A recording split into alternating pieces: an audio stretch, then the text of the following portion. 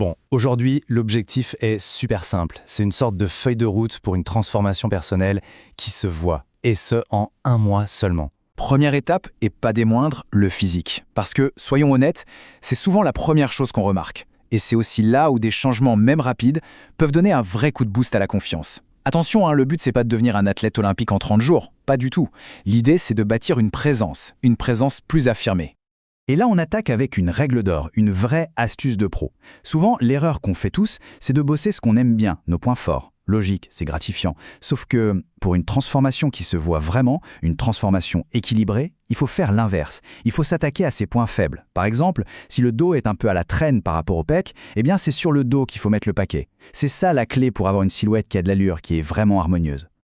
Ok, mais concrètement, on se concentre sur quoi? Alors, il y a 3 zones qui ont un impact visuel de dingue. Premièrement, et ça peut surprendre, le cou. C'est un muscle qu'on oublie tout le temps, mais un cou un peu plus développé, ça change tout l'équilibre de la silhouette. Et en plus, ça se voit tout le temps, même habillé. Deuxième zone, les bras. Classique, mais efficace. Dès qu'on met un t-shirt, c'est ce qui se voit.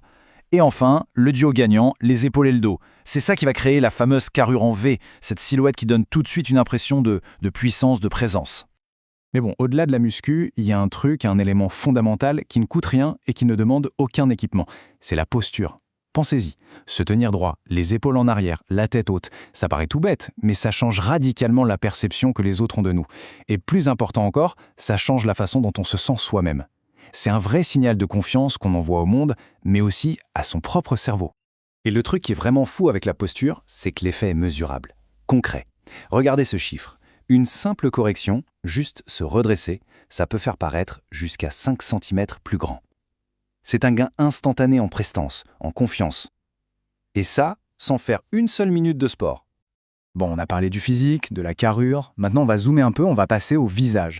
Le visage, c'est quand même le centre de notre identité, de la communication. Et là aussi, quelques petits ajustements bien pensés peuvent donner des résultats spectaculaires.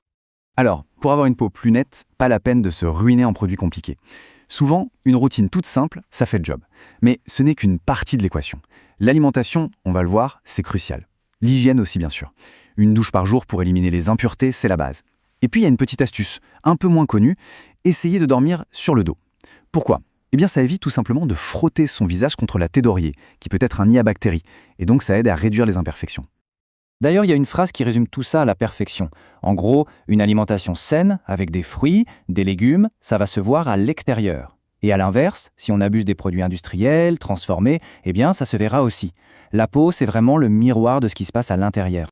Autre point, et celui-là est absolument fascinant, le pouvoir d'une bonne coupe de cheveux. On a tendance à sous-estimer ça, mais une coupe adaptée à la forme de son visage, ce n'est pas juste un détail. C'est presque un outil d'architecte. Une bonne coupe peut accentuer les points forts, adoucir certains traits et carrément, oui, réorganiser la perception qu'on a d'un visage. Ça peut faire passer de pas mal à vraiment charismatique. Et pour finir sur le visage, un truc tout bête, mais tellement important, l'eau. Boire assez d'eau, ça aide le corps à se débarrasser de l'excès de sel et donc à lutter contre la rétention d'eau. Et ça se voit où en premier? Souvent sur le visage. Le résultat, c'est quoi? Eh bien, des joues qui paraissent moins gonflées et une mâchoire qui se dessine mieux, qui devient plus nette. C'est un peu le secret de beauté le plus simple et le plus accessible du monde. Ok, on a vu le corps, le visage, mais tout ça, ça ne tient pas la route sur le long terme sans des fondations solides. Et la fondation numéro 1, la base de tout, c'est une habitude qu'on néglige bien trop souvent, le sommeil. 8 heures. Voilà le chiffre magique. C'est le chiffre à viser. C'est la durée cible et franchement, ça devrait être non négociable. C'est le temps qu'il faut pour que le corps et l'esprit puissent vraiment se régénérer et pour que tous les efforts faits dans la journée portent leurs fruits. Il faut bien comprendre que pendant le sommeil, il se passe plein de choses. Le corps se répare, les muscles se reconstruisent après l'effort, le cerveau fait le tri et consolide ce qu'il a appris. Donc zapper des heures de sommeil, c'est pas juste être un peu fatigué le lendemain, non, c'est bien pire. C'est risquer de transformer sa journée en une journée perdue. Une journée où la fatigue est telle que toute productivité, tout progrès vers ses objectifs devient impossible. Vraiment, c'est la pierre angulaire de tout le reste.